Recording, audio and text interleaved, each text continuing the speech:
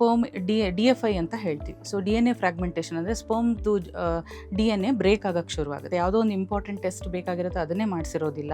ಸುಮ್ಮನೆ ಅವ್ರಿಗೆ ಟ್ಯಾಬ್ಲೆಟ್ ಮೇಲೆ ಟ್ಯಾಬ್ಲೆಟ್ ಕೊಟ್ಟು ಹಿಂಗೆ ಟ್ರೀಟ್ಮೆಂಟ್ ನಡೆದಿರುತ್ತೆ. ಪ್ರೆಗ್ನೆಂಟ್ ಆದಮೇಲೆ ಅದರದ್ದೇ ಆದ ಸಮಸ್ಯೆಗಳು ಮತ್ತು ತೊಂದರೆಗಳು ಸ್ಟಾರ್ಟ್ ಆಗಿಬಿಡುತ್ತೆ. ಸೊ ನಾರ್ಮಲ್ಲಾಗಿ ಪ್ರೆಗ್ನೆಂಟ್ ಲೇಡೀಸ್ ಹೇಗೆ ಕನ್ಸೀವ್ ಆಗ್ತಾರೆ, ಬ್ಯಾಂಡ್ ಪಾಕೆಟಲ್ಲಿ ಮೊಬೈಲನ್ನು ಇಟ್ಕೊಂಡಾಗ ಆ ರೇಡಿಯೇಷನಿಂದ ಗರ್ಭಕೋಶದ ಒಳಪದ್ರ ತುಂಬ ದಪ್ಪ ಆಗಿ ಅದು ದುರ್ಮಾಂಸದ ಥರ ಆ ಬ್ಲಾಕ್ ಎಂಟ್ರೆನ್ಸನ್ನು ಬ್ಲಾಕ್ ಮಾಡುತ್ತೆ.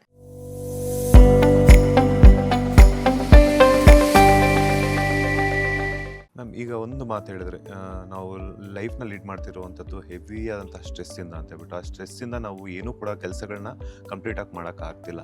ಸೊ ಗಂಡ ಹೆಂಡ್ತಿ ಅಕ್ಕಪಕ್ಕ ಇದ್ರೂ ಕೂಡ ಮಾತನಾಡ್ಕೊಳ್ಳೋದಕ್ಕೂ ಅಂತ ಟೈಮ್ ಸಿಗ್ತಿಲ್ಲ. ಅಂಥ ಒಂದು ಸಂದರ್ಭದಲ್ಲಿ ಇನ್ನು ಅವರು ಸೆಕ್ಷುವಲಿ ಒಂದಾಗಬೇಕು ಅಂದರೆ ತುಂಬ ಕಷ್ಟ ಆಗುತ್ತೆ. ಸೊ ಈ ಗಂಡು ಮಕ್ಕಳಲ್ಲಿ ಈ ಸ್ಪರ್ಮ್ ಕ್ವಾಲಿಟಿ ಅನ್ನೋದು ಈ IVFಗೆ ಅಂತ ಹೇಳ್ಬಿಟ್ಟು ಒಂದಷ್ಟು ಯುವತಿಯರು ಮೊಟ್ಟೆಗಳನ್ನು ಸಂಗ್ರಹಣೆ ಮಾಡಿದಾಗ ಈ ಗಂಡು ಮಕ್ಕಳ ಒಂದು ಸ್ಪರ್ಮ್ ಕ್ವಾಲಿಟಿ ಅನ್ನೋದು ಎಷ್ಟಿರಬೇಕು ಅಂಡ್ ಹಾಗೆಯೇ ಅವರ ಒಂದು ಹೆಲ್ತ್ ಯಾವ ರೀತಿ ಇರಬೇಕು ಅನ್ನೋವಂಥದ್ದು. ಲೈಫ್ ಸ್ಟೈಲು ಹೆಣ್ಮಕ್ಳಿಗೆ ಮಾತ್ರ ಅಲ್ಲ, ಗಂಡು ಮಕ್ಳಿಗೂ ಕೂಡ ಅನ್ವಯ ಆಗುತ್ತೆ. ಸೊ ಅವರಿಗೂ 40 ವರ್ಷ ಮೇಲ್ಪಟ್ಟರೆ ಅವ್ರದ್ದು ಕೂಡ ಸ್ಪರ್ಮ್ ಅಬ್ನಾರ್ಮಲಿಟೀಸ್ ತುಂಬಾ ಜಾಸ್ತಿ ಆಗುತ್ತೆ. ಸೊ ಸ್ಪರ್ಮ್ಸು ಅಕಸ್ಮಾತ್ ವಾಲ್ಯೂಮ್ ಬರ್ದೇ ಇರ್ಬೋದು. ಆಮೇಲೆ ಅವರಿಗೆ ಎರೆಕ್ಷನ್ ಮತ್ತು ಇಜಾಕ್ಯುಲೇಷನ್ನಲ್ಲಿ ತೊಂದರೆಗಳಾಗುತ್ತೆ, ಲೈಂಗಿಕ ಕ್ರಿಯೆಯಲ್ಲಿ ತೊಂದರೆಗಳಾಗುತ್ತೆ. ಆಮೇಲೆ ಸ್ಟ್ರೆಸ್ಸು, ಅನ್ನೋಯಿಂಗ್ಲಿ ಅವರ ಹ್ಯಾಬಿಟ್ಸು, ಸ್ಮೋಕಿಂಗು, ಡ್ರಿಂಕ್ಸು, ಆಮೇಲೆ ಅವರ ಬೊಜ್ಜು, ತುಂಬ ಒಬೆಸಿಟಿ ಇರುತ್ತೆ. ಎಸ್ಪೆಷಲಿ ಸೆಂಟ್ರಲ್ ಒಬೆಸಿಟಿ ಅಂತ ಹೇಳ್ತೀವಿ, ಅಂದರೆ ಅವರ ಹೊಟ್ಟೆಯ ಭಾಗದಲ್ಲಿ ಶೇಖರಣೆ ಆಗುವಂತಹ ಕೊಬ್ಬು, ಇದರಿಂದಾಗಿ ತೊಂದರೆಗಳಾಗುತ್ತೆ. ಮತ್ತು ಕೆಲವೊಮ್ಮೆ ಡ್ರಗ್ಸ್ ಹ್ಯಾಬಿಟ್ ಇರ್ಬೋದು. ಆಮೇಲೆ ಈಗೆಲ್ಲ ತುಂಬ ಟ್ರೆಂಡ್ ಅಂದರೆ ಜಿಮ್ಗೆ ಹೋಗ್ತಾರೆ, ಜಿಮ್ ಸಪ್ಲಿಮೆಂಟ್ಸ್ ತೊಗೊಳ್ತಾರೆ. ಸೊ ಅದರಿಂದನೂ ಇಂಡೈರೆಕ್ಟ್ಲಿ ಅವರ ಸ್ಪರ್ಮ್ ಅಬ್ನಾರ್ಮ್ಯಾಲಿಟೀಸು ಜಾಸ್ತಿ ಆಗ್ಬೋದು. ಆಮೇಲೆ ಅತಿಯಾದ ವರ್ಕೌಟ್ ಜಿಮ್ನಲ್ಲಿ, ಇದರಿಂದ ಕೂಡ ಮಸಲ್ಸ್ ಫೆಟಿಗ್ ಆಗುತ್ತೆ, ಆಮೇಲೆ ತೊಂದರೆಗಳಾಗುತ್ತೆ. ಹಾಗಾಗಿ ಅತಿಯಾಗಿ ಏನು ಮಾಡ್ಬೋದು, ಎಲ್ಲನೂ ಮಾಡರೇಷನಲ್ಲಿ ಮಾಡಿದರೆ ಒಳ್ಳೆಯದು. ಸೊ ಅದು ಕೂಡ ಸ್ಪರ್ಮ್ DFI ಅಂತ ಹೇಳ್ತೀವಿ. ಸೊ DNA ಫ್ರಾಗ್ಮೆಂಟೇಷನ್ ಅಂದರೆ ಸ್ಪರ್ಮ್ದು DNA ಬ್ರೇಕ್ ಆಗೋಕ್ಕೆ ಶುರುವಾಗುತ್ತೆ. ಸೊ ಈ ಥರ ಎಲ್ಲ ತೊಂದರೆಗಳು ಸ್ಟಾರ್ಟ್ ಆಗುತ್ತೆ. ಸೊ ಅವ್ರಿಗೆ ಸ್ಪರ್ಮ್ ನಾರ್ಮಲ್ ಆಗಿದೆ, ಹೆಲ್ದಿಯಾಗಿದೆ ಅನ್ನೋದಕ್ಕೆ ಅಟ್ಲೀಸ್ಟ್ ಕ್ವಾಂಟಿಟಿ 1 ml ಇರಬೇಕು. ಅಟ್ಲೀಸ್ಟ್ ಒಂದು 16 ಮಿಲಿಯನ್ ಮೇಲೆ ಇರಬೇಕು ಅವ್ರು ಕೊಟ್ಟಂಥ ಸ್ಯಾಂಪಲ್ನಲ್ಲಿ. ಆಮೇಲೆ ಒಂದು ಮೊಟಿಲಿಟಿ ಅಟ್ಲೀಸ್ಟ್ ಒಂದು 42% ಮೇಲೆ ಇರಬೇಕು. ಮತ್ತು ಪ್ರೋಗ್ರೆಸಿವ್ ಮೊಟಿಲಿಟಿ ಅಟ್ಲೀಸ್ಟ್ 40% ಮೇಲೆ ಇರಬೇಕು. ಮತ್ತು ನಾರ್ಮಲ್ ಫಾರ್ಮ್ಸ್ ಅಂತಂದರೆ ಅದಕ್ಕೆ ತಲೆ, ಬಾಡಿ ಮತ್ತು ಬಾಲ ಇರುತ್ತೆ, ಅದು 4% ಮೇಲೆ ಇರಬೇಕು. ಸೊ ಹೀಗಿದ್ದರೆ ಅದು ನಾರ್ಮಲ್ ಸೆಮನ್ ಅಂತ ಅನ್ಸ್ಕೊಳ್ಳುತ್ತೆ. ಇದು ಜಸ್ಟ್ ಫಾರ್ ಜನರಲ್ ನಾಲೆಡ್ಜ್ಗೋಸ್ಕರ ಕೇಳ್ತಾ ಇರುವಂಥದ್ದು. ಈಗ ಹೆಣ್ಮಕ್ಳು ಮೊಟ್ಟೆಗಳನ್ನು ಸಂಗ್ರಹಣೆ ಮಾಡಿದಾಗ ಹತ್ತತ್ರ ಒಂದು 20 ವರ್ಷಗಳ ಕಾಲ ಅದು ಬದುಕಿರುತ್ತೆ ಅಂತ ಹೇಳಿದ್ವಿ. ಈ ಗಂಡು ಮಕ್ಕಳಲ್ಲಿ ಈ ಸ್ಪರ್ಮನ್ನು ನಾವು ತಗೊಂಡಾಗ ಅದು ಎಷ್ಟು ದಿನಗಳ ಕಾಲ ಬಾಳಿಕೆಗೆ ಬರುತ್ತೆ ಅಂತ, ಯೂಸ್ ಮಾಡಬಹುದು ಅಂತ ಏನಾದರೂ ಇದೆಯಾ, ಅಥವಾ ಪರ್ಟಿಕ್ಯುಲರ್ ಡ್ಯೂರೇಷನ್ ಅಂತ ಏನಾದರೂ ಇದೆಯಾ ಅದಕ್ಕೂ ಅಂತ? ಖಂಡಿತ. ಹೆಣ್ಮಕ್ಳಲ್ಲಿ ಹೇಗೆ ನಾವು ಊಸೈಟ್ ಕ್ರಯೋಪ್ರಿಸರ್ವೇಷನ್ ಮಾಡ್ತೀವಿ, ಹಾಗೆ ಗಂಡಸರಲ್ಲೂ ಕೂಡ ಸ್ಪರ್ಮ್ಸನ್ನು ನಾವು ಫ್ರೀಸ್ ಮಾಡಿ ಇಡ್ಬೋದು. ಸೊ ಅಕಸ್ಮಾತ್ ಈಗ ಆಲ್ರೆಡಿ ಅವ್ರಿಗೆ ಏನಾದ್ರು ತುಂಬ ತೊಂದರೆಗಳಿದೆ, ಅಂದರೆ 7 ಪ್ಯಾರಾಮೀಟರ್ಸ್ ಅಬ್ನಾರ್ಮಲ್ ಬಂದಿದೆ ಅಂತಂದರೆ, ಸೊ ಅವ್ರು ಈಗಲೇ ಮದುವೆ ಮಾಡ್ಕೊಳ್ತಾ ಇಲ್ಲ ಅಂತಂದರೆ ಅವ್ರು ಖಂಡಿತ ಬಂದುಬಿಟ್ಟು ಒಂದು ಅಥವಾ 2 7 ಸ್ಯಾಂಪಲನ್ನು ಫ್ರೀಸ್ ಮಾಡಿಸಿ ಹೋಗ್ಬೋದು. ಸೊ ಅದು ಕೂಡ ಒಂದು 20 ವರ್ಷದವರೆಗೂ ಇಟ್ಕೊಳ್ಬೋದು, ಯಾವುದೇ ರೀತಿಯ ತೊಂದರೆಗಳಿಲ್ಲ. ಸೊ ರಿನ್ಯೂವಲ್ ಚಾರ್ಜಸ್ ಕಟ್ಕೊಂಡು ಬಂದರೆ ಸಾಕಾಗುತ್ತೆ. ಸೊ ಯಾವಾಗ ಅವರಿಗೆ ಮದುವೆ ಆಗುತ್ತೆ ಆವಾಗ ಅವರ ವೈಫನ್ನು ಕರ್ಕೊಂಡು ಬಂದು IVF ಮುಖಾಂತರ ಇದು ಮಾಡ್ಕೊಳ್ಬೋದು. ಯಾರಿಗೆ ಕ್ಯಾನ್ಸರಿಂದ ಬಳಲ್ತಾ ಇದ್ದಾರೆ, ಸೊ ಅವರು ಕೂಡ ಕೀಮೋಥೆರಪಿ, ರೇಡಿಯೋಥೆರಪಿ ಬಿಗಿನ್ ಮಾಡೋಕ್ಕಿಂತ ಮುಂಚೆನೇ ಬಂದು ಒಂದು 2 ಸೆಮನ್ ಸ್ಯಾಂಪಲ್ಗಳನ್ನು ಫ್ರೀಸ್ ಮಾಡಿಟ್ಟು ಹೋದರೆ, ಸೊ ಆವಾಗ ಅವರು ಸ್ಪರ್ಮ್ಗಳು ಸುರಕ್ಷಿತವಾಗಿ ಇರ್ತವೆ. ಅಂದರೆ ಈ ಕ್ಯಾನ್ಸರ್ ಟ್ರೀಟ್ಮೆಂಟ್ ತಗೊಂಡಾಗ ಅದು ಸ್ಪರ್ಮ್ಗೂ ಎಫೆಕ್ಟ್ ಆಗುವಂಥ ಚಾನ್ಸಸ್? ಹೌದು. ಹೆಣ್ಮಕ್ಳಲ್ಲೂ ಅಷ್ಟೇ, ಗಂಡು ಮಕ್ಕಳಲ್ಲೂ ಅಷ್ಟೇ. ಸೊ ಅವ್ರದ್ದು ಓವರಿ ಮತ್ತು ಇದು ಟೆಸ್ಟಿಸು ಡ್ಯಾಮೇಜ್ ಆಗೋ ಸಾಧ್ಯತೆ ಇರುತ್ತೆ. ಹಾಗಾಗಿ ಯಾರು ಕ್ಯಾನ್ಸರ್ ಡಯಾಗ್ನೋಸಿಸ್ ಆಗಿದೆ ಅವರು ಅದಕ್ಕಿಂತ ಮುಂಚೆನೇ ಬಂದುಬಿಟ್ಟು ಫ್ರೀಸ್ ಮಾಡಿಸೋದ್ರೆ ಒಳ್ಳೆಯದು. ಎಸ್ ಮ್ಯಾಮ್, ಈಗ IVF ಕೇಂದ್ರಗಳಿಗೆ ಕಂಪ್ಯಾರಿಸನ್ ಮಾಡಿಕೊಂಡ್ರೆ NU ಹಾಸ್ಪಿಟಲ್ನಲ್ಲಿ ಗರ್ಭಧಾರಣೆಯ ಚಿಕಿತ್ಸೆ ಯಾವ ರೀತಿ ಇರುತ್ತೆ ಆ್ಯಂಡ್ ಹಾಗೆಯೇ ಅದರ ಒಂದು ಜನರಲ್ ಪ್ರೋಸೆಸ್ ಯಾವ ರೀತಿ ಇರುತ್ತೆ ಅಂತ? ಈಗ ಬೇರೆ ಆಸ್ಪತ್ರೆಗಳಿಗೆ ಕಂಪೇರ್ ಮಾಡಿದ್ರೆ ಇಲ್ಲಿ ನಾವು ಬರ್ತಿದ್ದಂಗೆ ನಾವು IVF ಅಂತ ಹೇಳೋದಿಲ್ಲ. ನಾವು ಕಪಲ್ನ ಕರೆಕ್ಟಾಗಿ ಅಸೆಸ್ಮೆಂಟ್ ಮಾಡ್ತೀವಿ. ಸೊ ಏನು ತೊಂದರೆ ಇದೆ, ಎಲ್ಲಿ ಪ್ರಾಬ್ಲಮ್ ಆಗಿದೆ, ಬೇರೆ ಕಡೆ ಮಾಡಿದ್ದನ್ನೇ ಅದನ್ನೇ ನಾವು ರಿಪೀಟ್ ಮಾಡಿದ್ರೆ ಅದಕ್ಕೆ ಉತ್ತರಗಳು ಖಂಡಿತ ಸಿಗೋದಿಲ್ಲ. ಸೊ ಎಲ್ಲಿ ತೊಂದರೆಗಳಾಗಿದೆ ಆ ಮಿಸ್ಸಿಂಗ್ ಲಿಂಕನ್ನು ಹುಡುಕಬೇಕು. ಎಲ್ಲೋ ಏನೋ ಒಂದು ಬಿಟ್ಟು ಹೋಗ್ಬಿಟ್ಟಿರುತ್ತೆ, ಯಾವುದೋ ಒಂದು ಇಂಪಾರ್ಟೆಂಟ್ ಟೆಸ್ಟ್ ಬೇಕಾಗಿರುತ್ತೆ ಅದನ್ನೇ ಮಾಡಿಸಿರೋದಿಲ್ಲ. ಸುಮ್ಮನೆ ಅವ್ರಿಗೆ ಟ್ಯಾಬ್ಲೆಟ್ ಮೇಲೆ ಟ್ಯಾಬ್ಲೆಟ್ ಕೊಟ್ಟು ಹಿಂಗೆ ಟ್ರೀಟ್ಮೆಂಟ್ ನಡೆದಿರುತ್ತೆ. ಸೊ ಹಾಗಾಗಿ ನುರಿತ ವೈದ್ಯರಿಂದ ಅದು ಕನ್ಸಲ್ಟೇಷನ್ ಕರೆಕ್ಟಾಗಿ ಆಗಬೇಕು. ಮತ್ತು ಅದು ಎಲ್ಲಿ ಮಿಸ್ಸಿಂಗ್ ಲಿಂಕ್ ಇದೆ ಅದನ್ನ ಹುಡುಕಿ ಕರೆಕ್ಟ್ ಟೆಸ್ಟ್ಗಳನ್ನು ಮಾಡಿಸ್ಬೇಕು. ಸೊ ಅದ್ರ ಪ್ರಕಾರವಾಗಿ ಟ್ರೀಟ್ಮೆಂಟನ್ನು ಪ್ಲ್ಯಾನ್ ಮಾಡಲಾಗುತ್ತೆ. ಜನರಲ್ಲಾಗಿ ಎಲ್ಲರಿಗೂ ಕೊಟ್ಟಂಗೆ ಟ್ರೀಟ್ಮೆಂಟ್ನ ಮಾಡೋಕ್ಕಾಗಲ್ಲ. ಆ ಕಪಲ್ಗೆ ಏನು ಬೇಕು ಅನ್ನೋದನ್ನು ನಾವು ಕರೆಕ್ಟಾಗಿ ನೋಡಿ ನಿರ್ಧಾರ ಮಾಡಬೇಕಾಗುತ್ತೆ. ಮತ್ತು ನಮ್ಮ ಲ್ಯಾಬ್ ಕೂಡ ನುರಿತ ಎಂಬ್ರಿಯಾಲಜಿಸ್ಟ್ ಇದ್ದಾರೆ, ತುಂಬ ಎಕ್ಸ್ಪೀರಿಯನ್ಸ್ಡ್ ಎಂಬ್ರಿಯಾಲಜಿಸ್ಟ್ ಇದ್ದಾರೆ. ಸೊ ಲ್ಯಾಬ್ನಲ್ಲಿ ನಮ್ಮಲ್ಲಿ ಎಲ್ಲ ಅಡ್ವಾನ್ಸ್ಡ್ ಟೆಕ್ನಾಲಜಿ ಇದೆ. ಈಗ ಎಂಬ್ರಿಯೋ ಬಯೋಪ್ಸಿ ಅಂತ ಹೇಳ್ತೀವಿ, ಆ ಒಂದು ಎಂಬ್ರಿಯೋ ಬಯೋಪ್ಸಿ ಅನ್ನುವ ಫೆಸಿಲಿಟಿ ಇದೆ. ಈರಾ ಅಂತ ಹೇಳ್ಬಿಟ್ಟು ಇದು ಕೂಡ ಕೂಡ ಒಂದು ಅಡ್ವಾನ್ಸ್ಡ್ ಇದು ಟೆಸ್ಟ್ ಅದು ನಮ್ಮಲ್ಲಿ ಇದೆ. ಆಮೇಲೆ ನಮ್ಮಲ್ಲಿ ತುಂಬಾ ಕಲ್ಚರ್ ಮೀಡಿಯಾದಲ್ಲಿ ತುಂಬಾ ಅಡ್ವಾನ್ಸ್ಡ್ ಕಲ್ಚರ್ ಮೀಡಿಯಾಗಳಿದೆ, ಕಲ್ಚರ್ ಅಂತೆಲ್ಲ ಇದೆ. ಆಮೇಲೆ ಈಗ ನಾವು ಆರ್ಟಿಫಿಷಿಯಲ್ ಇಂಟೆಲಿಜೆನ್ಸ್ನ ಕೂಡ ನಾವು ಯೂಸ್ ಮಾಡ್ಕೊಳ್ತಾ ಇದ್ದೀವಿ ಈ ಒಂದು ಪ್ರಕ್ರಿಯೆಗೆ. ಹಾಗಾಗಿ ನಮ್ಮಲ್ಲಿ ಭ್ರೂಣಗಳ ಸೆಲೆಕ್ಷನ್ನು ತುಂಬ ಚೆನ್ನಾಗಿರುತ್ತೆ, ಕ್ವಾಲಿಟಿ ಚೆನ್ನಾಗಿ ಗೊತ್ತಾಗುತ್ತೆ, ಮತ್ತು ಎಂಬ್ರಿಯೋಸ್ಕೋಪ್ ಅದೆಲ್ಲ ಇರೋದ್ರಿಂದ ಹಾಗಾಗಿ ನಮ್ಮ ಎಂಬ್ರಿಯೋ ಸೆಲೆಕ್ಷನ್ ತುಂಬ ಚೆನ್ನಾಗಿರುತ್ತೆ. ಆಮೇಲೆ ನಮ್ಮಲ್ಲಿ ನುರಿತ ಆ್ಯಂಡ್ರಾಲಜಿಸ್ಟ್ ಇದ್ದಾರೆ, ಹಾಗಾಗಿ ನಿಮಗೆ wide variety of sexual problems ಇದ್ದರೆ ಕೂಡ ಅದು ಆ ಯೂರಾಲಜಿಸ್ಟಿಂದ ನಮಗೆ ಕರೆಕ್ಟಾಗಿ ಒಂದು ಟ್ರೀಟ್ಮೆಂಟ್ ಸಿಕ್ಬಿಟ್ರೆ ಸೊ ನೀವು ನ್ಯಾಚುರಲಿ ಕೂಡ ಕನ್ಸೀವ್ ಆಗಲಿಕ್ಕೆ ಒಂದು ಸಹಾಯ ಆಗುತ್ತೆ. ಸೊ ಹಾಗಾಗಿ ತುಂಬಾ ಅಡ್ವಾನ್ಸ್ಡ್ ಟ್ರೀಟ್ಮೆಂಟ್ ಫೆಸಿಲಿಟೀಸು ಇದೆ ನಮ್ಮಲ್ಲಿ. ಆಫ್ಟರ್ ಡೆಲಿವರಿ ನಂತರ ಸಾಕಷ್ಟು ಜನ ಹೆಣ್ಮಕ್ಳು ದಪ್ಪ ಆಗಿಬಿಡ್ತಾರೆ. ಸೊ ಇದು IVFನಿಂದನೂ ಅಷ್ಟೇ ಅಲ್ಲ, ಕಾಮನ್ ಆಗಿ ಇವಾಗ ನಾರ್ಮಲ್ ಡೆಲಿವರಿ ಆಗಿಲ್ಲ ಅಂದರೂ ಕೂಡ ಅಥವಾ ಸಿಸೇರಿಯನ್ ಆದರೂ ಕೂಡ ಹೆವಿ ಆಗುತ್ತೆ, ಹೆವಿ ವೆಯ್ಟ್ ಗೇನ್ ಆಗ್ತಾರೆ ಅನ್ನೋಂಥದ್ದು IVFನಿಂದನೂ ಆಗುತ್ತಾ ಅಂತ? IVF ಇಂದ ಪ್ರೆಗ್ನೆನ್ಸಿ ಆಗೋವರೆಗೆ ಒಂದು ಹಂತದ ಜರ್ನಿ ಆದರೆ, ಪ್ರೆಗ್ನೆನ್ಸಿ ಆದಮೇಲೆ ಡೆಲಿವರಿವರೆಗೆ ಇನ್ನೊಂದು ಹಂತದ ಜರ್ನಿ. ಸೊ ಅದು IVF ಮೇಲೆ ಅವಲಂಬಿತವಾಗಿರಲ್ಲ. ಸೊ ಪ್ರೆಗ್ನೆಂಟ್ ಆದಮೇಲೆ ಅದರದ್ದೇ ಆದ ಸಮಸ್ಯೆಗಳು ಮತ್ತು ತೊಂದರೆಗಳು ಸ್ಟಾರ್ಟ್ ಆಗಿಬಿಡುತ್ತೆ. ಸೊ ನಾರ್ಮಲ್ಲಾಗಿ ಪ್ರೆಗ್ನೆಂಟ್ ಲೇಡೀಸ್ ಹೇಗೆ ಕನ್ಸೀವ್ ಆಗ್ತಾರೆ ಅದೇ ಥರನೇ ಈ IVF ಕನ್ಸೀವ್ ಆಗಿರೋರ್ದು ಕೂಡ ಜರ್ನಿ ಇರುತ್ತೆ. ಬಟ್ ನಾವೇನು ಹೇಳ್ತೀವಿ, ನೀವು IVF ಮಾಡಿಸ್ಕೊಂಡಿದ್ದೀರಾ ಅಂದ ತಕ್ಷಣ ಬೆಡ್ ರೆಸ್ಟ್ ಮಾಡಬೇಡಿ ಅಂತಲೇ ಹೇಳಿರ್ತೀವಿ. ಬಟ್ ಹೆದರ್ಕೊಂಡ್ಬಿಟ್ಟು ಎಲ್ಲಿ ಭ್ರೂಣ ಹೊರಗಡೆ ಬಂದುಬಿಡುತ್ತೆ ಅಂತ ನಮ್ಮ ಜನರಲ್ಲಿ ತಪ್ಪು ಕಲ್ಪನೆ. ಹಾಗಾಗಿ ಏನು ಮಾಡ್ತಾರೆ, ಓಡಾಡೋದೇ ಇಲ್ಲ. ಬೆಡ್ ರೆಸ್ಟ್ ಅಂದರೆ ಬೆಡ್ ಮೇಲೆ ಕೂತಿರುತ್ತೆ, ಎದ್ದು ಕೆಳಗಡೆನೂ ಕಾಲಿಡಲ್ಲ. ಸೊ ಅದರಿಂದ ಏನಾಗುತ್ತೆ, ವೆಯ್ಟ್ ಗೇನ್ ಇನ್ಕ್ರೀಸ್ ಆಗುತ್ತೆ. ಆಮೇಲೆ IVF ಮಾಡಿಬಿಟ್ಟಿದ್ದಾರೆ, ಚೆನ್ನಾಗಿ ತಿನ್ನು ಅಂತ ಮನೆಯವ್ರು ಚೆನ್ನಾಗಿ ತಿನ್ನಿಸ್ತಾರೆ, ಸೊ ವೆಯ್ಟ್ ಗೇನ್ ಆಗುತ್ತೆ. ಆಮೇಲೆ ಕಾಲಿಂದು ರಕ್ತನಾಳಗಳಲ್ಲಿ ರಕ್ತ ಹೆಪ್ಕೊಳ್ಕೊಳ್ಳುತ್ತೆ ಆ ಥರ ಓಡಾಡಲಿಲ್ಲ ಅಂತಂದರೆ. ಆಮೇಲೆ ನೀರು ಕೂಡ ಸರಿಯಾಗಿ ಕುಡಿಯೋದಿಲ್ಲ. ಹೀಗಾಗಿ ಕಾಂಪ್ಲಿಕೇಶನ್ಸ್ ಆಗೋದು IVFನಿಂದ ಅಲ್ಲ, ಜನರದ್ದು ತಪ್ಪು ಕಲ್ಪನೆಗಳಿಂದ. ಆಮೇಲೆ ಪ್ರೆಗ್ನೆನ್ಸಿನಲ್ಲಿ ಸಾಕಷ್ಟು ಬದಲಾವಣೆಗಳಾಗುತ್ತೆ. ಸೊ ಹಾಗಾಗಿ ಅದು IVFಯಿಂದನೇ ಆಗಬೇಕಂತಿಲ್ಲ, ಜನರಲ್ ಆಗಿ ನಾರ್ಮಲ್ ಪ್ರೆಗ್ನೆನ್ಸಿನಲ್ಲಿ ಏನೇನಾಗುತ್ತೆ ಅದು ಇವರಿಗೂ ಕೂಡ ಆಗುತ್ತೆ. ಅತಿಯಾದ್ರೆ ಅಮೃತ ಕೂಡ ವಿಷ ಅನ್ನುವಂಥ ಗಾದೆ ಮಾತಿದೆ.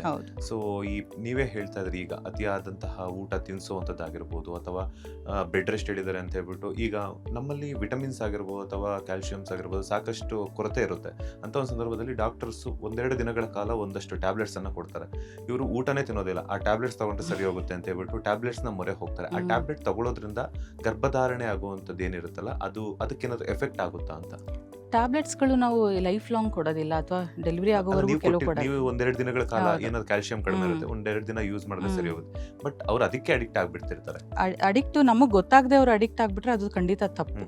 ಸೊ ಏನೇ ಟ್ಯಾಬ್ಲೆಟ್ಸ್ ತೊಗೊಳ್ಬೇಕು ಅಂತಂದ್ರೆ ಡಾಕ್ಟರ್ನ ಕೇಳಿಬಿಟ್ಟು ಕನ್ಸಲ್ಟೇಷನ್ ಮಾಡಿ ಅದನ್ನು ತೊಗೊಂಡ್ರೆ ಉತ್ತಮ. ಇಲ್ಲ ಅಂತಂದರೆ ಅದೇ ನೀವು ಹೇಳ್ದಂಗೆ ಅಮೃತ ಕೂಡ ವಿಷ ಆಗುತ್ತೆ ಅನ್ನೋಂಥದ್ದು ಖಂಡಿತ. ಎಸ್ ಮ್ಯಾಮ್, ಬಂಜೆತನಕ್ಕೆ ಯಾವ ರೀತಿಯಂತಹ ಟ್ರೀಟ್ಮೆಂಟ್ ಇದೆ, ಅದಕ್ಕೆ ಏನಾದ್ರೂ ಸೊಲ್ಯೂಷನ್ಸ್ನ ಕೊಡೋದಾದರೆ, ಯಾಕಂದರೆ ಇತ್ತೀಚಿನ ದಿನಗಳಲ್ಲಿ ಸಾಕಷ್ಟು ಕೇಸಸ್ನ ನಾವು ನೋಡ್ತಾ ಇದ್ದೀವಿ. ಅದರಲ್ಲೂ ಕೂಡ ಈ ಟ್ರಾವೆಲಿಂಗ್ ಮಾಡೋದಾಗಿರ್ಬೋದು ಅಥವಾ ITBTL ಆಗಿರ್ಬೋದು ಸಾಕಷ್ಟು ಕೇಸಸ್ ನಾವು ನೋಡ್ತಾ ಇದ್ದೀವಿ. ಅದ್ರ ಬಗ್ಗೆ ಹೇಳೋದಾದರೆ, ಸೊ ಬಂಜೆತನ ಅಂತ ಬಂದಾಗ ಹೆಣ್ಣು ಮತ್ತು ಗಂಡು ಇಬ್ಬರನ್ನು ಒಟ್ಟಿಗೆ ನಾವು ಪರಿಶೀಲನೆ ಮಾಡಬೇಕು. ಸೊ ಇವ್ರಿಗೆ ಫಸ್ಟ್ ಟ್ರೀಟ್ಮೆಂಟ್ ಕೊಟ್ಟು ಆಮೇಲೆ ಗಂಡಸಿಗೆ ಕೊಡ್ತೀನಿ ಅಂತ ಅದು ತಪ್ಪು ಇದು ಟ್ರೀಟ್ಮೆಂಟ್ ಪ್ರೋಟೋಕಾಲ್. ಹಾಗಾಗಿ ಇಬ್ಬರನ್ನು ಒಟ್ಟಿಗೆ ಕರೆಸ್ಬಿಟ್ಟು ಒಟ್ಟಿಗೆ ಅವ್ರನ್ನ ಟೆಸ್ಟಿಂಗ್ ಮಾಡಿ ಒಟ್ಟಿಗೆ ಟ್ರೀಟ್ಮೆಂಟ್ ಸ್ಟಾರ್ಟ್ ಮಾಡಬೇಕು. ಸೊ ಹೆಣ್ಣು ಮತ್ತು ಗಂಡು ಇಬ್ಬರಲ್ಲೂ ಕೂಡ ತೊಂದರೆಗಳಿರುತ್ತೆ. ಸೊ ಹೆಂಗಸರನ್ನು ಗಂಡಸರನ್ನು ಕರೆಕ್ಟಾಗಿ ಟೆಸ್ಟ್ ಮಾಡಿ ಏನು ತೊಂದರೆ ಇದೆ ಅಂತ ಇದು ಮಾಡಿಕೊಂಡು ಟ್ರೀಟ್ಮೆಂಟನ್ನು ಪ್ಲ್ಯಾನ್ ಮಾಡಬೇಕು. ಈಗ ಓವ್ಯುಲೇಷನ್ ಇಂಡಕ್ಷನ್ ಅಂತ ಒಂದು ಟ್ರೀಟ್ಮೆಂಟ್ ಇದೆ. ಇದರಲ್ಲಿ ನಾವು ಕೇವಲ ಮೊಟ್ಟೆ ಬರುವಂತಹ ಟ್ಯಾಬ್ಲೆಟ್ಸ್ಗಳನ್ನು ಕೊಟ್ಟು ಓವ್ಯುಲೇಷನ್ ಮಾಡಿಸಿ ನೀವು ನ್ಯಾಚುರಲ್ ಆಗಿ ಲೈಂಗಿಕ ಕ್ರಿಯೆ ಮನೆಯಲ್ಲಿ ಮಾಡಿ ಅಂತಬಿಟ್ಟು ಹೇಳ್ತೀವಿ. ಸೊ ಇದು ಒಂದು ಥರದ ಟ್ರೀಟ್ಮೆಂಟ್. ಇದು ಬಹಳ ಕಡಿಮೆ ಇದು ಸ್ಟಾರ್ಟಿಂಗ್ ಲೆವೆಲ್ ಆಫ್ ಟ್ರೀಟ್ಮೆಂಟ್. ಅದಾದ ನಂತರ ಇದು ಕೆಲವು ಹಂತದಲ್ಲಿ ಆಗಲಿಲ್ಲ ಅಂದಾಗ ನೆಕ್ಸ್ಟ್ ಲೆವೆಲ್ ಆಫ್ ಟ್ರೀಟ್ಮೆಂಟ್ ಅಂದರೆ IUI ಅಂತ ಹೇಳ್ತೀವಿ. ಸೊ IUIನ ನಾನು ಆಲ್ರೆಡಿ ಎಕ್ಸ್ಪ್ಲೇನ್ ಮಾಡಿದ್ದೀನಿ. ಇದು ಹಸ್ಬೆಂಡ್ದು ಸೀಮನನ್ನು ಪ್ರಾಸೆಸ್ ಮಾಡಿ ಒಂದು ಸಿರಿಂಜ್ ಮುಖಾಂತರ ಓವ್ಯುಲೇಷನ್ ಟೈಮಲ್ಲಿ ಗರ್ಭಕೋಶದ ಒಳಗಡೆ ಇಂಜೆಕ್ಟ್ ಮಾಡುವಂಥದ್ದು. ಇನ್ನು ಅದರ ನೆಕ್ಸ್ಟ್ ಟ್ರೀಟ್ಮೆಂಟ್ ಅಂದರೆ IVF ಕೂಡ ನಾನು ಆಲ್ರೆಡಿ ಹೇಳಿದ್ದೀನಿ. ಇದು ಎಗ್ ಎಲ್ಲ ಬಂದಾಗ ಹಾರ್ಮೋನಲ್ ಇಂಜೆಕ್ಷನ್ಸ್ ಕೊಟ್ಟು ಒಂದು 8-10 ದಿನ ಆಮೇಲೆ ಎಗ್ಸ್ ಎಲ್ಲ ಬಂದಮೇಲೆ ಆ ಎಗ್ಗಿಗೆ ಸ್ಪರ್ಮನ್ನು ಇಂಜೆಕ್ಟ್ ಮಾಡಿ ಅವು ಭ್ರೂಣಗಳಾದಮೇಲೆ ಅದನ್ನು ಗರ್ಭಕೋಶಕ್ಕೆ ಟ್ರಾನ್ಸ್ಫರ್ ಮಾಡುವಂಥದ್ದು. ಈ IVFಲ್ಲೂ ಕೂಡ ಆಗಲಿಲ್ಲ ಅಂತಂದಾಗ ನಮಗೆ ಇನ್ನೂ ಆಪ್ಷನ್ಸ್ ಏನಂತಂದರೆ, ಆಕೆಯ ಎಗ್ಸಿಂದ ಆಗ್ತಾ ಇಲ್ಲ ಅಂತಂದರೆ ನಾವು ಡೋನರ್ ಎಗ್ಗನ್ನು ತೊಗೊಂಡು ಹಸ್ಬೆಂಡ್ದು ಸ್ಪರ್ಮ್ ಜೊತೆ ಇದು ಮಾಡಿಬಿಟ್ಟು IVF ಮಾಡ್ಕೋಬೋದು. ಅಕಸ್ಮಾತ್ ಸ್ಪರ್ಮ್ಸಲ್ಲೇ ತೊಂದರೆಗಳಿದೆ, ಈ ಸ್ಪರ್ಮ್ ತುಂಬ ಡ್ಯಾಮೇಜ್ ಆಗೋಗಿದೆ ಅಂತಂದರೆ ಹೆಂಡತಿಯ ಎಗ್ಗೆ ಬೇರೆಯವ್ರದ್ದು ಡೋನರ್ದು ಸ್ಪರ್ಮನ್ನು ಇಂಜೆಕ್ಟ್ ಮಾಡಿ ನಾವು IVFನ್ನು ಮಾಡ್ಕೊಳ್ಬೋದು. ಇವು ಎರಡೂ ಆಗ್ತಾ ಇಲ್ಲ ಅಂತಂದರೆ ಆಗ ಬೇರೆಯವ್ರದ್ದು ಎಗ್ಗು ಬೇರೆಯವ್ರದ್ದು ಸ್ಪರ್ಮ್ ಈ ಥರ ಕಾಂಬಿನೇಷನನ್ನು ಮಾಡಿ ಇದು ಮಾಡ್ಕೊಳ್ಬೋದು. ಆಗಲೂ ಆಗಲಿಲ್ಲ ಅಂದರೆ ಸರೋಗೆಸಿ ಅಂತಂದರೆ ಬಾಡಿಗೆ ತಾಯಿ, ಬೇರೆಯವರ ಗರ್ಭಕೋಶಕ್ಕೆ ಇವ್ರದ್ದು ಭ್ರೂಣವನ್ನು ವರ್ಗ ಮಾಡಿ ಪ್ರೆಗ್ನೆಂಟ್ ಆಗುವಂಥದ್ದು. ಸೊ ಈ ಥರದ್ದು ಇಷ್ಟು ವಿಧವಾದ ಟ್ರೀಟ್ಮೆಂಟ್ಗಳು ಇದೆ. ಎಸ್ ಮ್ಯಾಮ್, ಅತಿಯಾದ ಮೊಬೈಲ್ ಬಳಕೆ ಆಗಿರ್ಬೋದು, ಲ್ಯಾಪ್ಟಾಪ್ ಆಗಿರ್ಬೋದು, ಈಗ ಎಲ್ಲೇ ಹೋದ್ರೂ ಕೂಡ ಟ್ರಾವೆಲಿಂಗಲ್ಲೂ ಕೂಡ ಸಾಕಷ್ಟು ಜನ ತಮ್ಮ ತೊಡೆಗಳ ಮೇಲೆ ಆಗಿರ್ಬೋದು ಲ್ಯಾಪ್ಟಾಪ್ ಇಟ್ಕೊಂಡು ವರ್ಕ್ ಮಾಡ್ತಾ ಹೋಗ್ತಾರೆ, ಗಂಟೆಗಟ್ಟಲೆ ಹೋಗ್ತಾ ಇದೆ. ಅದು ಕೂಡ ಬಂಜೆತನಕ್ಕೆ one of the main reason ಅಂತ ಹೇಳ್ಬಿಟ್ಟು ಕೇಳ್ಪಡ್ತಾರೆ. ನಿಜನಾ ಅದು? ಹೌದು, ಯಾಕಂತಂದರೆ ಈಗ ಪ್ಯಾಂಟ್ ಪಾಕೆಟಲ್ಲಿ ಮೊಬೈಲನ್ನು ಇಟ್ಕೊಂಡಾಗ ಆ ರೇಡಿಯೇಷನಿಂದ ಸೊ ಈಗ ಗಂಡಸರಲ್ಲಿ ಸ್ಪರ್ಮ್ ಕೌಂಟ್ಗಳು ಕಡಿಮೆ ಆಗುವಂಥದ್ದು ಇರುತ್ತೆ. ಸ್ಪರ್ಮ್ ಕೌಂಟ್ ಕಡಿಮೆ ಆಗುತ್ತೆ, ಅವುಗಳ ಮೊಟಿಲಿಟಿ ಕೂಡ ಕಡಿಮೆ ಆಗುತ್ತೆ. ಆಮೇಲೆ ಈವನ್ ಟೆಸ್ಟಿಸಲ್ಲೂ ಕೂಡ ಕೆಲವು ಚೇಂಜಸ್ಸು ಕಾಣಿಸ್ಕೊಳ್ಳುತ್ತೆ. ಸೊ ಹಾಗಾಗಿ ಆದಷ್ಟು ಸ್ಕ್ರೀನ್ ಟೈಮನ್ನು ಕಡಿಮೆ ಮಾಡೋದು ಒಳ್ಳೆಯದು. ನೀವು ಯೂಸ್ ಮಾಡಲೇಬೇಕು ಅಂತಂದರೆ ಟೇಬಲ್ ಟಾಪ್ ಲ್ಯಾಪ್ಟಾಪ್ಗಳನ್ನು ಯೂಸ್ ಮಾಡಿ, ಅಂದರೆ ಬಾಡಿಯಿಂದ ದೂರವಾಗಿ ಇಟ್ಕೊಂಡು ಯೂಸ್ ಮಾಡಿಕೊಳ್ಳಿ. ಫ್ಯಾಮಿಲಿ ಪ್ಲಾನಿಂಗ್ ಆಪರೇಷನ್ ಅಂತ ಆದಮೇಲೆ ಮತ್ತೆ ಮಗು ಪಡೆಯಬಹುದಾ, ಅಥವಾ ಪಡಿಬೇಕು ಅಂತಂದ್ರೆ ಏನೆಲ್ಲ ಜನರಲ್ ಪ್ರೋಸೆಸ್ ಇರುತ್ತೆ ಅಂತ?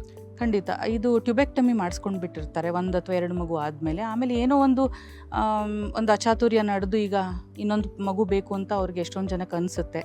ಸೊ ಆಗ ಬರ್ತಾರೆ ಅವರು. ಬಂದಾಗ ಫ್ಯಾಮಿಲಿ ಪ್ಲಾನಿಂಗ್ ಆಪ್ರೇಷನ್ ಯಾವ ರೀತಿ ಮಾಡಿದ್ದಾರೆ ಅಂತ ನೋಡ್ಕೊಳ್ಬೇಕು ನಾವು. ಕೈ ಆಪ್ರೇಷನ್ ಮಾಡಿದ್ದಾರೆ, ಕರೆಂಟ್ ಆಪ್ರೇಷನ್ ಮಾಡಿದ್ದಾರೆ, ಎಷ್ಟು ವರ್ಷದ ಹಿಂದೆ ಆಗಿದೆ ಅಂತೆಲ್ಲ ನೋಡಬೇಕಾಗತ್ತೆ. ಆಮೇಲೆ ಕೆಲವು ಟೆಸ್ಟ್ ಬೇಕಾಗುತ್ತೆ, HSG ಅಂತ ಮಾಡ್ತೀವಿ. ಟ್ಯೂಬ್ ಎಲ್ಲಿ ಯಾವ ಲೆವೆಲಲ್ಲಿ ಬ್ಲಾಕ್ ಆಗಿದೆ ಅಂತ ಒಂದು ಎಕ್ಸ್ರೇ ಮಾಡಿ ನೋಡ್ತೀವಿ. ಸೊ ಅದಾದ ನಂತರ ಟ್ಯೂಬಲ್ ರೀಕೆನಲೈಸೇಷನ್ ಆಪ್ರೇಷನ್ ಅಂತ ಬರುತ್ತೆ. ಅಂದರೆ ಗರ್ಭನಾಳಗಳ ಮರುಜೋಡಣೆ ಆಪ್ರೇಷನ್ ಅಂತ ಹೇಳ್ತೀವಿ. ಸೊ ಇದ್ರ ಮುಖಾಂತರ ಕೂಡ ನಾವು ಮಗುವನ್ನು ಅವ್ರಿಗೆ ಮಾಡಿಕೊಡ್ಬೋದು. ಇದು ಅಕಸ್ಮಾತ್ ಮಾಡೋಕ್ಕಾಗಲಿಲ್ಲ ಆಪ್ರೇಷನ್ನು, ಕೆಲವು ದಂಪತಿಗಳಿಗೆ ಮಾಡೋಕ್ಕಾಗೋದಿಲ್ಲ, ಆವಾಗ ನಾವು IVF ಅನ್ನು ಸಜೆಸ್ಟ್ ಮಾಡ್ತೀವಿ, ಅದ್ರ ಮುಖಾಂತರ ಮಾಡ್ಕೊಡ್ತೀವಿ. ಈಗ ಮಾತಾಡ್ತಾ ಗರ್ಭನಾಳಗಳ ಬಗ್ಗೆ ಮಾತಾಡ್ತಾ ಇದ್ದಾರೆ. ಗರ್ಭನಾಳಗಳು ಕೂಡ ಬ್ಲಾಕ್ ಆಗುತ್ತೆ ಅಂತ ಹೇಳ್ಬಿಟ್ಟು ಒಂದಷ್ಟು ಇನ್ಫಾರ್ಮೇಷನ್ ಇದೆ, ಅದ್ರ ಬಗ್ಗೆ ಹೇಳೋದಾದ್ರೆ? ಈಗ ಗರ್ಭನಾಳಗಳು ಬ್ಲಾಕ್ ಆಗುತ್ತೆ ಅಂತಂದರೆ ಒಂದು ಅಕಸ್ಮಾತ್ ಗರ್ಭನಾಳಗಳದ ಸುತ್ತ ಇರ್ತಕ್ಕಂತಹ ಮಾಂಸಗಳು ತುಂಬ ಗಟ್ಟಿಯಾಗಿ ಸ್ಪ್ಯಾಸಮ್ ಕೊಟ್ಟೋಗ್ಬಿಟ್ಟಿದ್ರೆ ಆವಾಗ ಕೂಡ ಬ್ಲಾಕ್ ಆದಂಗೆ ಅನಿಸುತ್ತೆ.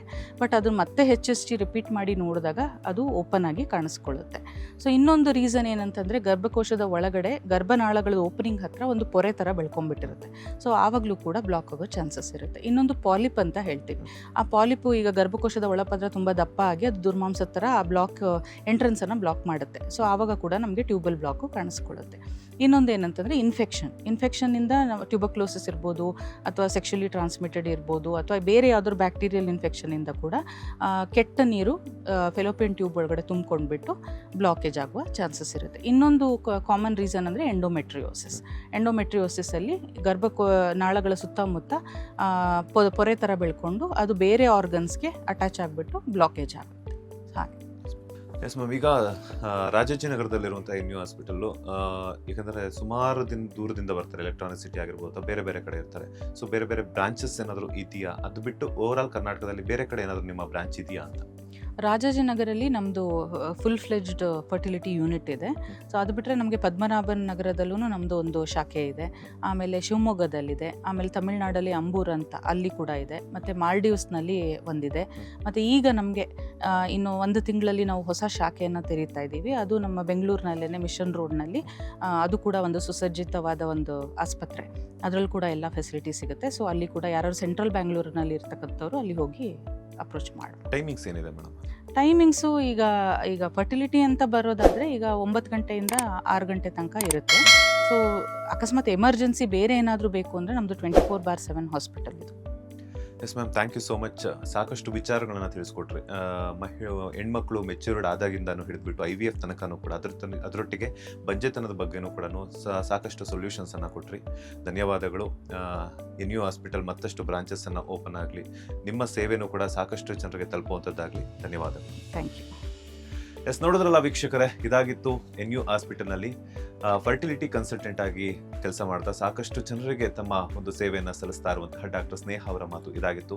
ಮತ್ತಷ್ಟು ಇಂಟ್ರೆಸ್ಟಿಂಗ್ ಇಂಟರ್ವ್ಯೂಸ್ನೊಂದಿಗೆ ಮತ್ತೆ ಸಿಗ್ತೀನಿ. ಅಲ್ಲಿವರೆಗೂ ನೋಡ್ತಾನೆ ಇರಿ ಡಾಕ್ಟರ್ ಬಾಸ್ ಕನ್ನಡ. ಧನ್ಯವಾದಗಳು. ಲೇಟೆಸ್ಟ್ ಹಾಗೂ ಇಂಟ್ರೆಸ್ಟಿಂಗ್ ಸುದ್ದಿಗಳಿಗಾಗಿ ಬಾಸ್ ಟಿವಿ ಕನ್ನಡ ಚಾನೆಲ್ನ ಸಬ್ಸ್ಕ್ರೈಬ್ ಮಾಡಿ. ಹಾಗೆಯೇ ಬೆಲ್ ಐಕಾನ್ ಪ್ರೆಸ್ ಮಾಡಿ. ಇದರ ಜೊತೆಗೆ ಫೇಸ್ಬುಕ್, ಇನ್ಸ್ಟಾಗ್ರಾಮ್, X ನಲ್ಲೂ ಮಿಸ್ ಮಾಡದೆ ಫಾಲೋ ಮಾಡಿ.